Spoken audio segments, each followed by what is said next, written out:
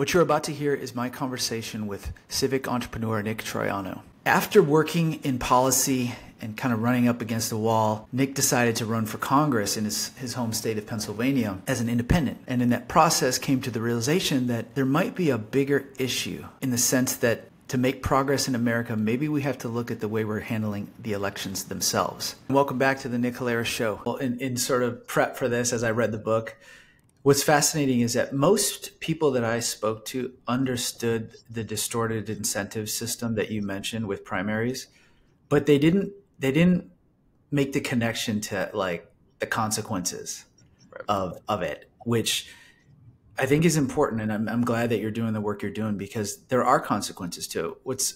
What's funny is there's a chapter in your book where you're discussing the reality of this sort of fringe and very small percentage. And you used New York district, I think it's in Manhattan District 10, which my friend won. My law school friend, Dan Goldman, won that.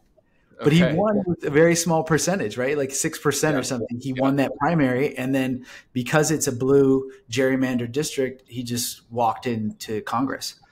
He actually has been a guest on the podcast too. So nice. Yeah. But that's what's happening in it sounds like the vast majority of districts is what's happening. A small number of voters, and you don't even need to get anywhere near a majority, and then you win. Exactly. And the consequence of that, of course, is for most members of Congress, their only fear of losing their next election is someone running to their left, if they're Democrat, or right, if they're Republican. So whereas most Americans want our leaders to work together across the aisle to find common ground and solve problems, we elect people into a system in which they get punished for doing what we want them to do, and they get rewarded for doing things that we don't want them to do. That's the distortion in the system today. I mean, imagine any business where the more likely you are to do your job, the more likely it is that you get fired. Maybe we go out of business, but that's our governing institutions today because of this system that we have. And so on issues of immigration, for example, which we're debating right now and still failing to solve despite the crisis at our southern border in a dramatically worse position. 10 years ago, there was a bipartisan attempt in the Senate. That bill went to the House. The majority leader, who was open-minded to taking up pieces of that, got primaried out of office over that summer in 2014. And the bill was dead on arrival. It became an issue where Republicans couldn't talk about a path to citizenship for the millions of undocumented Americans here today, or path to legal status even.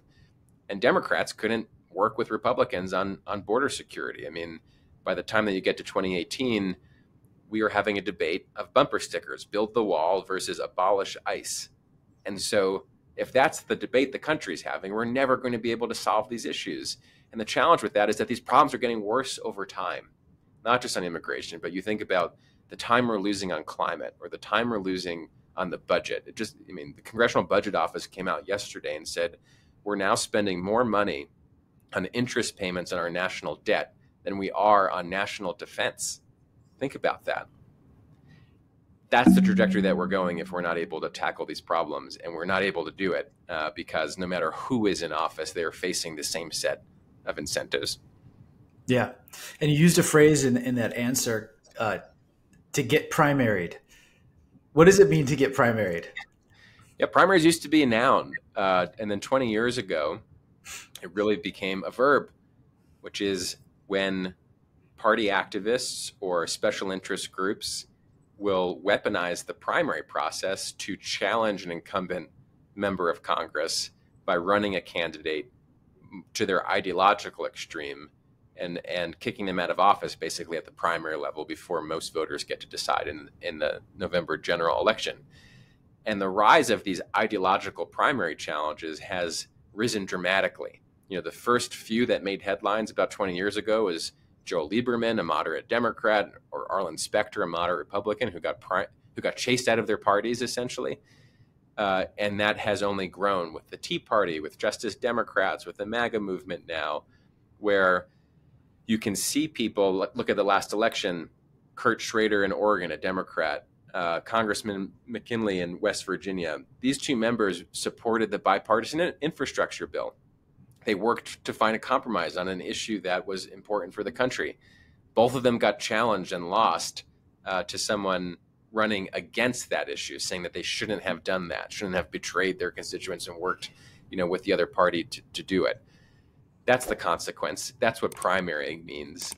It's sort of the party loyalty test that's being administered by the activist class, despite the will of the majority.